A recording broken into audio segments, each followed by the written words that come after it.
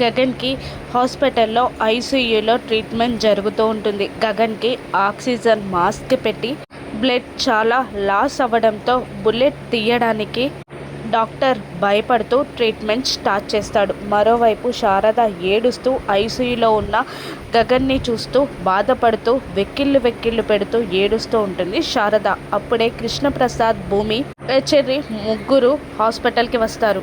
KP కంగారుగా శారదని గగన్కి ఎలా ఉంది శారద అని అడుగుతుండగా, ట్రీట్మెంట్ చేస్తున్నారండి లోపల, నాకు చాలా భయంగా ఉంది అని శారద అంటూ ఏడుస్తూ ఉంటుంది. ఇంతలో డాక్టర్ బయటికి రాగానే భూమి, చెర్రి, కేపీ ముగ్గురు గగన్కి ఎలా ఉంది అని అడుగుతూ ఉండగా, బ్లడ్ చాలా లాస్ అయింది, అర్జెంటుగా బ్లడ్ ఎక్కించాలి, డోనర్ కావాలి అని డాక్టర్ చెప్పగానే నాది తీసుకోండి అంటూ ముగ్గురు, కేపీ, చెర్రి, భూమి ముగ్గురు ముందుకు వస్తారు.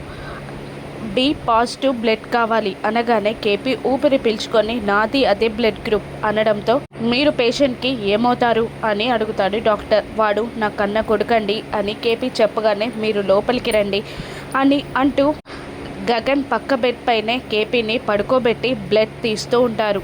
ఒక్కసారిగా గగన్ చిన్నప్పటి విషయాలన్నీ కేపీకి గుర్తొస్తూ ఉంటాయి. గాలిపటంపై హీరో బొమ్మ వేశానమ్మా అని శారదకి చెప్పడం, ఏ హీరో నాన్న అని అడిగితే కేపీ బొమ్మ వేసి my daddy is my hero అని గగన్ అన్న మాటలు గుర్తు తెచ్చుకొని ఒకవైపు కేపీ, మరోవైపు శారద ఇద్దరు ఏడుస్తూ ఉంటారు. గగన్కి బ్లడ్ ఎక్కిస్తూ ఉంటారు. గగన్ ప్రాణాపాయం నుండి బయటపడతాడా? భూమి దేవునికి చేసిన ప్రార్థనలు ఫలిస్తాయా?